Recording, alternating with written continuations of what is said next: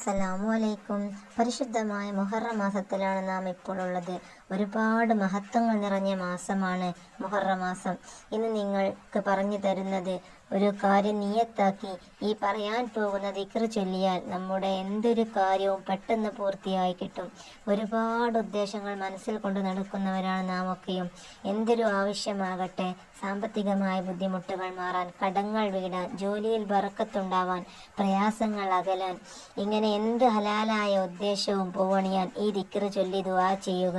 നബി സല്ലല്ലാഹു അലൈഹി വസല്ലമ തങ്ങൾ പറയുന്നു, ആരെങ്കിലും ഒരാൾ ഒരു ഉദ്ദേശം മനസ്സിൽ കരുതി ലാ ഇലാഹ ഇല്ലാ അൻത സുബ്ഹാനക ഇന്നി കുൻതു മിനൽ ളാലിമീൻ എന്ന ദിക്ർ ചൊല്ലി ദുആ ചെയ്താൽ എന്ത് ഉദ്ദേശവും പൂവണിയാൻ വേണ്ടിയാണോ ചൊല്ലിയത് ആ ഉദ്ദേശം പൂവണിയും ഇൻഷാ അല്ലാഹ്.